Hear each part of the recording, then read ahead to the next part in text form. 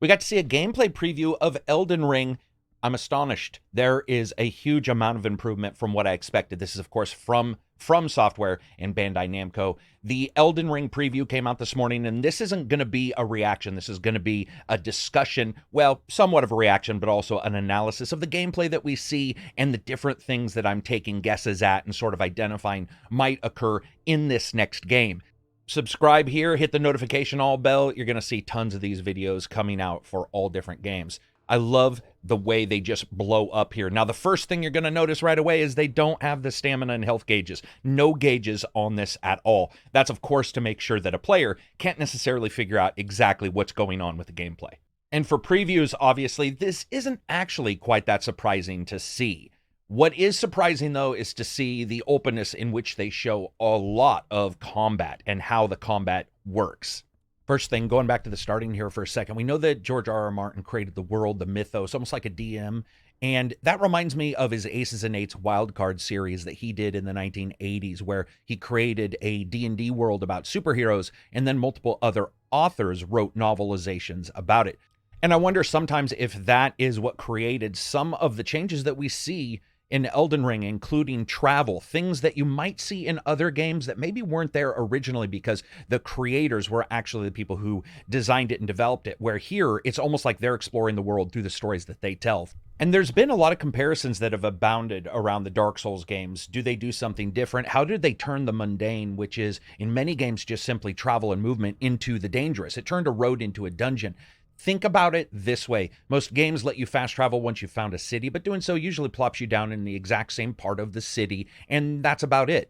What happened with the Dark Souls games is the way they use the shortcuts that have worked so well. It's not only that you maybe sometimes appear in a slightly different part of the location, but you also have shortcuts that have shortcuts of their own, or secrets or bonuses to finding them. And here we do know directly from the developer that having the skills based around the world versus you getting them on level ups have actually caused the gameplay and the world to adjust and change. And that's where we see the horse come in and the movement. We see full horse combat. We see them riding through this. And I'll probably rewind a bit so we can talk about some of this stuff. But I wanted to frame the conversation just for a second as we go into this, because when you look at these kind of things, how will travel impact a game that's like Dark Souls? How do dungeons impact it? While most games aren't all dungeons, in the past, the Dark Souls games were about meting out that danger in the lowest of places. Here, what they want to do is they want to actually have dungeons as well that are fully contained within the game world, and we see that a little bit later. But that also doesn't remove the danger from the main part of the game world. So what do? I think some of their ideas are incredibly robust. Not only do you have the ability to jump, they've also outfitted, I would say, the character with a far more dexterous ability to move. You see some pretty good hitboxes with some dodges as well. Something that in the past, the Dark Souls games have had issues with stabs in particular, where Sekiro showed that they had looked at that and tried to fix most of the issues. It seems to have taken even a bigger step up here in Elden Ring. When you look at this, there's going to be a lot of people comparing it to other games, but I want to tell you, not necessarily a comparison, just more a familiarity that I feel when I look at this game and I think of other titles, like let's say a Dragon's Dogma. Now, you may think, why Dragon's Dogma? Well, Dragon's Dogma at times had a little bit more finicky combat, a little bit more dangerous combat, and the way in which it handled that was much less Skyrim than it was something like what we're seeing here. The reason why I bring that up is because the world is huge compared to the prior Dark Souls worlds. How do you do that kind of stuff? We see multiple different things happening here with dragons landing, all kinds of crazy stuff, but it's out in the open. And when you realize it, when they look at the map later, this is an incredibly small section that we're actually in, which is huge. And they have multiple ones. They have more than 6. I want you to just take a look at this. You can see the dragon very far off finally appearing in this. It reminds me of the griffin fight in Dragon's Dogma, where the griffin comes out, you can leap on it, it can fly around. What I like here, though, is if you look at this area around, you see these characters, I think they're just skeletons all stuck there. And of course, that dragon comes down and smashes it. All of the physics actually going on and the adjustments, you can see that heat wave that actually lands. But the big bonus that I noticed is everything looks higher level arcane. Spell casting is of a higher level in this. It's something that multiple people have shown and discussed during this preview event, is that the character, the gossamer feel, a little bit more fantasy, still very dark, is actually in this game. And I think that's one of the things that we're seeing. And I'm just going to say, bear with me here, but I actually feel like because of the extension of this game world and how it's sort of coming together, this feels much more like an RPG with Dark Souls combat than a very typical Dark Souls style game in an Elden Ring world written by George R.R. Martin. And I'm bringing this up because a lot of these moments that we did see in Dark Souls usually happen in smaller contained areas. Not always, but a lot of them were in smaller contained areas or areas that felt more like arenas. And what we're, of course, seeing here blown out, something that we saw in the prior previews, was the movement of the horse, the largeness of these locations, and the ability to have you interact in them in various different ways that just doesn't feel like it was possible. It does remind me at times of Sekiro, which did have a couple huge battlefield locations. Also, when you look at the background, I noticed something, and I'm going to zoom back and then pop back to this section in a moment. But I wanted you guys to see this, and I want to see if you guys agree with me on something that I noticed. Back here at the starting just for a second, and it's something that you see a little bit later, other than up to the top left, looks like vultures flying. There's a very oil painting look to this location, a very high fantasy, a very old style Braum kind of artistry. You would see Larry Elmore did stuff that was more higher fantasy, but you certainly do see what it feels like a 3D element for sure at times, but it also looks very painterly. Something that, while the Dark Souls games in the past with some of their longer vistas did look like that, they always had this desire to make you feel like you could travel there. And here, it's more of a set piece look to the backgrounds, which I actually like. It doesn't mean you can't travel there. Special effects and things like that can create that look. One of the things that's very easy to worry about when you take a structured level form and you turn it to an open world are the physics, the collision detection. How does everything work in a larger scale? How does your AI work? How does everything just come together? And we don't see you getting attacked by a ton of characters on the side while you're doing this battle with the dragon. But to me, it feels like what they've done is they've done a lot of work in, especially in Sekiro, in identifying, and Bloodborne did have a couple actually, but sort of identifying how we can get these battles to work in these particular areas and still show the excellence of the combat that the series is known for. I want you guys to listen to this so we can talk about it. Hello? Please, anyone? Oh, my stars. I'm so happy to see you. I am Alexander, also known as the Iron Fist. And as you can see, I'm stuck here. Please, can you help me out of this? One thing the developers were clear about is that there's a day-night cycle and there's variable weather in this game. And I like that because as you're traveling through these locations and trying to decide what you're going to do, stealth is involved as well.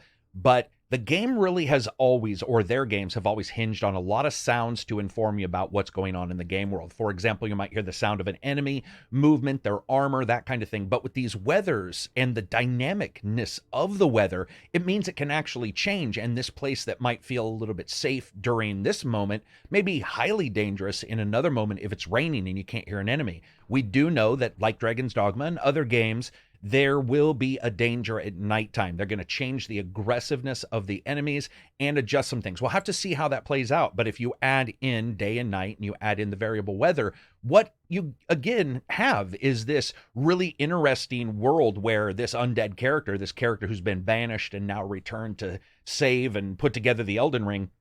Hey, I'm all for an RPG with a dead guy. I love the idea of that. And I like the idea of you being banished. And not only have you returned, but other tarnished or people who have been split from the Elden Ring have returned as well. There we go again with that painterly look. It looks fantastic, but it also looks a little bit still, if you get my drift. And it's almost like it has a global adjustment to the lens to give you this odd feeling. We're going to go back and look at that just for a second. You might be thinking to yourself, why does this dude care about the background so much?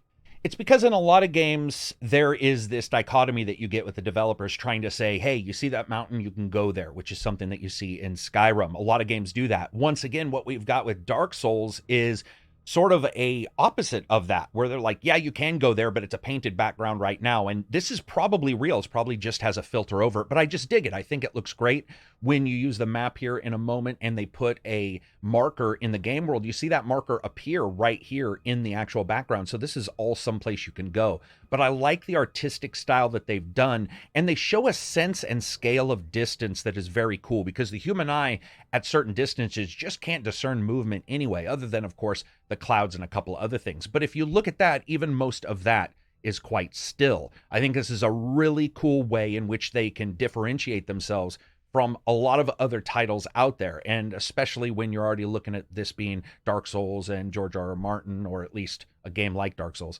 then you have something that's just very cool. It's a completely different style of doing things, and it actually reminds me of some of the artistic challenges, but also the artistic successes we've seen in some RPGs that have gone the way of doing something very artistic, whether that be your Legend of Zelda Wind Waker or something else.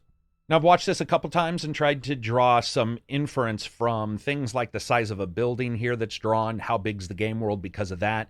They're talking about markers, putting markers down and identifying places where you can go and get crafting items. We'll have to see if those crafting items are something where you go, you get the crafting items, which then allow you to take out the bosses or the sub-bosses, and how all that works. But when I looked at the spacing here, this is far more artistic of a main map than we see in some other games. It's not necessarily the topographical map you might see in a Far Cry, for instance. So it's difficult for us to tell the distance, because it looked like he traveled a long way, but then that laser line target didn't actually look like it was a super far amount of distance away. I like this also telling you there's an interaction point with the horse. The horse can jump, you can do mounted combat, and it will allow you to go all over. They're called spirit springs. It allows for you to go all over and explore more with that horse. And again, that's going to change the entire way in which the game is presented, because as you're exploring, not only will there be more enemies, there'll be, like here, the environmental weather, which is damaging to you, can hurt you.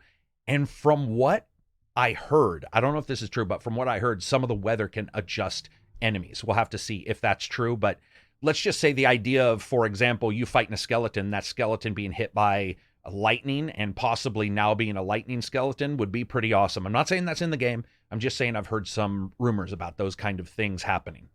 As the character gets off and looks around, a lot of people may compare this to Lord of the Rings, and I actually don't see any issue with that. I want to just discuss it for a second. I don't think the Dark Souls games have ever really fought against that. They have that eldritch kind of feel, that mystical, sort of everything scrawled in weird font kind of feel that reminds me of Lord of the Rings, but even more so the games. When you're up top there, you're looking down and you're doing this thing where you're moving around stealthily along the edges. It has a more Lord of the Rings Shadow of Mordor kind of feel to it. And you've got these one-off kills, which is hilarious. He gets this guy with an arrow that I've never seen an arrow that big, and then stabs him again. I thought he was dead, but apparently not. They have stated that stealth will offer magnificent bonuses, so we'll have to see how those work, especially in an older, larger game world like this. You can see a lot of stuns occurring as well, especially with this larger weapon, but also some of the magic. As they say, enemy stances can be broken with the heavy weapons. So you can see the magic is quite quick, and also those weapons can be combined. Oh, they're saying it right now, interchange between weapons, you can combine them. So that'll be highly interesting to see what they mean by the combination. And there we go with a very cool dodge. Let's look at that. Now, this is probably a dodge that in a lot of their other games, maybe not all of them, would have killed you, but watch how slick that dodge is. That is a pretty good bit of collision detection right there. And we see another attack that happens against the dragon where he swings out and he hits just the tip of the nose of the dragon and cuts it. Hopefully this kind of stuff continues throughout the entire game and isn't like Sekiro, where you have that ogre with the chains that can grab you from like 8,000 miles away. As he gets the treasure here and they continue on, this does feel again like Lord of the Rings a little bit. Take out a couple people, find these items in the game world. But then they start showing the summoning. It's not only summoning spirits of enemies as well as monsters you've faced, but summoning multiple ones, which I was actually surprised. Multiple different summons. They've talked about the fact that those summons are going to be their own kind of combo. They're going to have their own kind of attack styles. And then a player may just decide that artistically, they just like the look of a summons and may just summon that that might be the main one that they use, even as they get more as they go throughout the game. Now, as the game breaks out, a couple things we notice. The multiplayer. They start showing the multiplayer, which I think is very cool. They're talking about invasions, a lot of the stuff that we've seen in many of the other titles in one form or the other. What I liked here was the color choice change. I don't know if you guys noticed that, but that golden hue autumn feeling in this location is completely separate from the other two, the green and that open green, I would say slightly purplish golden, and then you have the place where you're fighting the dragon, and you have the gray and dreariness of that Lord of the Rings style of location. And now here you've got this autumn kind of feel to everything.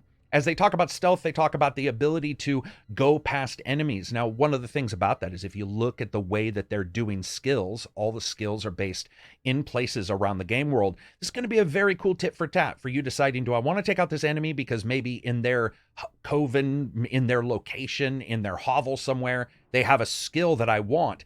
When you get that skill, we don't know if they're randomized. If they're not randomized, that'll be a very cool bit of lore where you can alert other people to, hey man, there's this special skill in this location. Now, this is a boss of the area, as they call it, a very distinct boss, I think, one that looks highly unusual for this location, by the way, where this battle happens. If you notice, not only here they cut a couple times, not only in one section, but on a fairly off-camber location. The degree of the ground, everything seems sort of off-center. But what I noticed was all the characters' animations for touching the ground, the horses, all those actually worked quite well. And you get to sort of see them engage in various different battles, once again with some awesome stuns and a higher level of magic, personally, than I've seen in any of their other games. Where you look at the aesthetics of Dark Souls, and then you look at Bloodborne, and you look at Sekiro, they've all felt different, and a lot of people wondered how this game was going to set itself apart, and it set itself apart by being the arcane version of these other games. What's interesting here is you have the Surge, and you have Surge 2, which are your futuristic and your technological innovations when it comes to your environment. And here, you've got the fantasy, highly mystical feel to the environment. And there's a dreariness that doesn't exist here as much. I would say it's still here, but not as much as the other games. And I think that that might be a boon. We'll just have to see.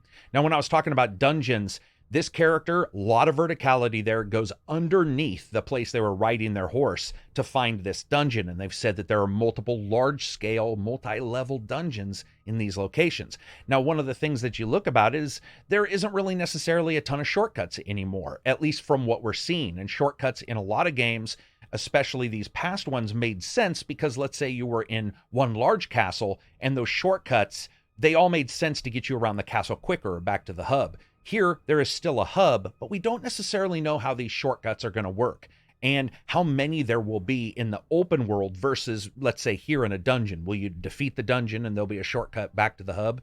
We're not quite sure.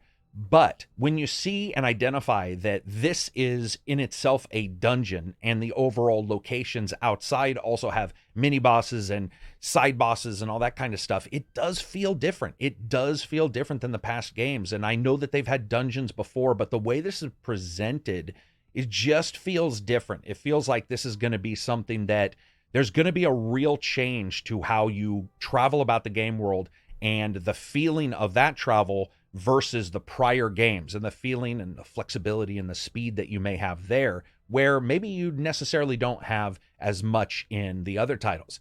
They've stated that this character and other characters like them were banished for some reason from the land of the Elden Ring, the land in between or whatever, and the Elden Ring was shattered and they've returned.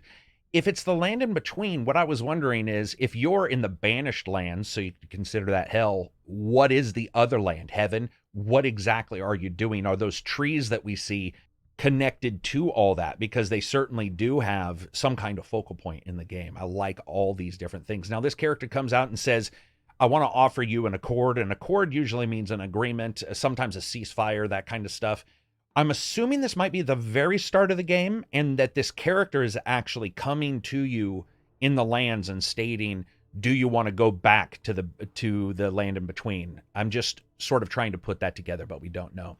Now, they're doing Stormveil Castle here. As they say, it's a large-scale castle. Look at that massive castle. Very Lord of the Rings, which, again, the Dark Souls games have not necessarily shied away from. Though, just like a lot of different game worlds, somebody's always there to light a torch, right? We don't know who. There's a poor dude, one dude, and his entire job is to light a torch. He gets like a coin. And you have this protector here who warns you that there's a secret way to go, and that there's also the ability for you to go in the front gate, but it'll be a harder attack. Now, that to me is a shortcut in the outside of the dungeon, and I'm wondering if that's how they're handling some of that wicker work that we had and that connectiveness that we had with the maps prior, where a lot of this stuff is just within these dungeon locations and within these specialized locations. And the form of travel outside of that really doesn't actually ever impinge on it. And that'll be fine if that's what they do. He actually in this game chooses to not trust that guy and go in the front. The guy says, I'll open up the door. So obviously you have one of two choices here as well for how you're going to take on these bad guys, who you're going to take on. And the game definitely pushes the ability for you to stealth and sneak and move around, and that connectiveness of how the skills are just around the game world. It'll be interesting to see what happens if you just sneak everywhere. You know, will it be something where you can still raise your skill levels or your attribute levels at least? Sense of heaviness here is awesome. Again, it just reminds me at times of a very well done Dragon's Dogma. I don't know why it could. Oh, and I forgot that he got shot. Now, projectiles in this game are something crazy. You have an electricity bow of some kind. But what's funny here is he runs back. He's like, okay, I'm going to go through the front. They shoot him, which makes sense. They warned him. They were like, we're going to shoot you if you try to go through the front, but open the door anyway. And instead he goes around the back. This is awesome. Brings those summons. Summon on the left, ignores gravity. Hey, whatever, it's a ghost, right? It doesn't matter. See a lot of really cool parries and dodges going on here. Now, you will notice that some of these characters do have a very close aesthetic to the prior games. We'll have to see exactly what that is. This is its own original title, so there shouldn't really be some huge connectiveness, but I do believe that Dark Souls desire to show fabrics on a lot of characters, which gives you a very good sense of feeling, which also, by the way, is a little sneaky bit from developers where they can use that fabric to hint to a person that an attack is going to happen or when an attack is open. It's a little bit difficult sometimes to read a person who's just in armor, but if you can look at their clothing moving, where it moves, for example, how it rests after you swing, then you can go, okay, I need to wait until the cloak hits the person's knees. That's the only open spot. And you can actually use that as sort of a trick to inform the game player of what's actually occurring in here. Again, we have another sneaky sneak location, and that character, they're doing a lot of jumping around, so they're obviously trying to make sure that we don't get anything spoiled. This reminds me of age-old kind of Dark Souls, Demon Souls levels. Like, this is what I remember. I mean, this is definitely what I feel the other locations were like. They're still pretty big, but it definitely feels far closer than the other footage that we got before. And seeing all these really gothic-looking cathedral locations, you don't see a lot of enemies just milling around. I don't know if you guys noticed that, but it's something that I've definitely noticed, that in some places you don't see as many enemies as I think I feel like I see in some of those other games where it feels like you're always seeing enemies just milling around. I'd also love to know, put it in the comments, do you guys like the idea of this kind of game? I mean, we don't know how much of an RPG kind of feel this is going to have, but when they start talking about a ton of different ingredients, huge amounts of travel, all this kind of stuff, and what I would consider to be a more probably slightly easier to understand story, I've already sort of gathered more from this story in the couple previews than I have from any of their prior games. So I'd like to know what you guys think. Is that something where you sort of like the idea of this? I personally think it's awesome, and I think as long as they keep that combat up, it can work. Of course, still with the flying enemies, this is one of those games where a lot of people shy away from flying enemies because they're hard to do. Nioh 2 does them okay. There's some issues here or there, but once again, we see those show up here right away. Also, the ability to jump anywhere is going to be fantastic to see how many bits of trouble you can get yourself into. The ability for you to just go anywhere in this game, and certainly a larger hinge on that travel. So what we've been told is the Elden Ring has been split into pieces. Each one of these demigods has taken one. And so the ruler of this castle is one of those arch demigods. And your desire is to get all these pieces and join them together and fight these enemies. I believe they said there were 6 enemies that you're going to fight. What's interesting here, though, is you go into what looks like this large area. You're like, oh my God, this is going to be something crazy. And instead, you just get this multiple armed bad guy that, admittedly, I'm not saying he looked bad or anything. It was just not as grandiose as I thought. When you were walking up there with your sword, it looked like it was going to be something crazy. And admittedly, he's huge when you look at like his head versus his multi-armed body, that kind of stuff. Obviously, he's massive, but it was just a little bit surprising. Once again, From Software and the desire to make sure that Fabric is there to tell you about everything that's going on in the game. And if you I mean, it's so funny when you start looking at it and realizing just how much of a hard-on these guys have for that. Since we do know that the Elden Ring was shattered and you were banished, it does make me wonder if this is old fallen lord, because obviously he's got regalia that seems to be of somebody who was a noble lord at one time. Why were they not banished? You know, how long has it been? How long has this destruction been? We just don't know. But you look, one of the things I noticed is they don't have a lot of ads in some of these side battles, which not all games have those. It's just I didn't know exactly what they were going to do. You have your ability to bring in your summons, which you'll see him do here now.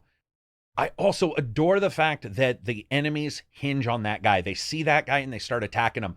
I don't know how many games I've played where you summon an enemy or you summon somebody to fight an enemy and the good guys are running towards them and they just sort of ignore them just to kill you. That does not seem to happen here. It seems that they develop a good amount of aggro. So what's cool is they show this person getting hit quite a lot. They show you the various different animations and they show you one of the better attacks. Look at that, all of that special effects. That's pretty crazy.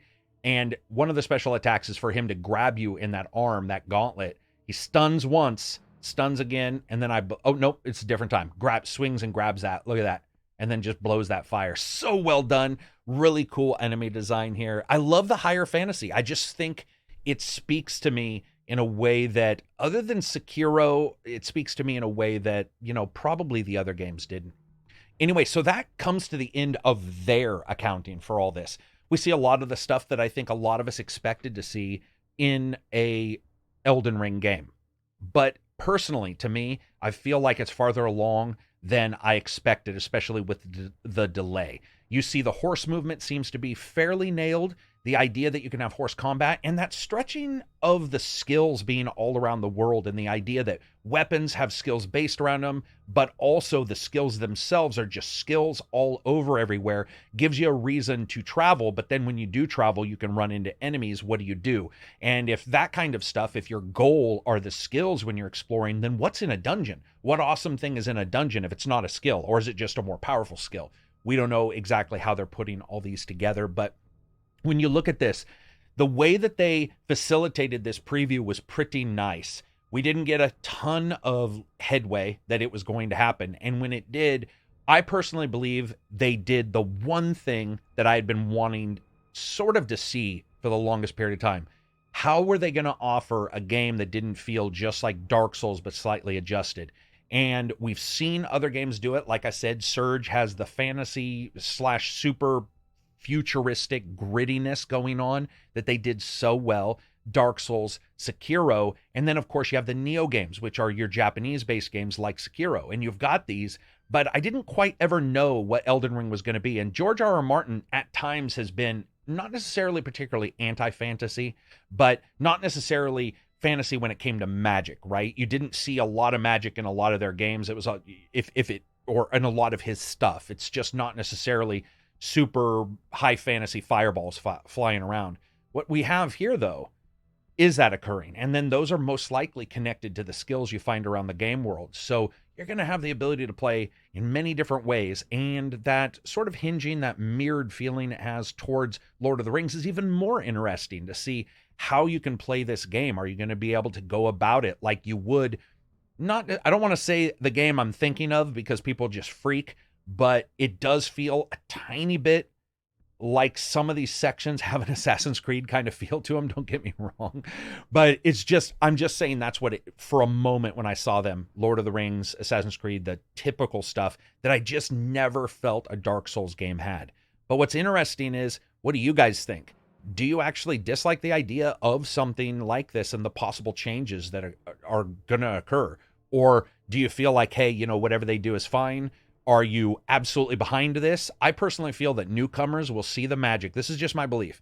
The newcomers will see the slightly over-the-top feel, what appears to be more flexibility in the movement Also, the character getting hit multiple times without dying, which I think they could have just spliced that together in the trailer, but it was a great way to sell newcomers to this. I think it was just a fantastic way to sell newcomers to this and get them excited for it. Because hell, here I am excited for it, and man, I wouldn't have said that yesterday. Anyway, that's it for me. Subscribe to the channel. I'd love for you to do so. You'll see more of these coming in the next couple weeks. You'll see behind the scenes. You'll see some meet your heroes, meet your villains videos, the short videos I do just about characters that engage me in games. And of course, some big reviews coming up here in the November, December timeframe. Check out the Patreon. Check out Reddit. Check out Twitter. It's time to check out. Peace out.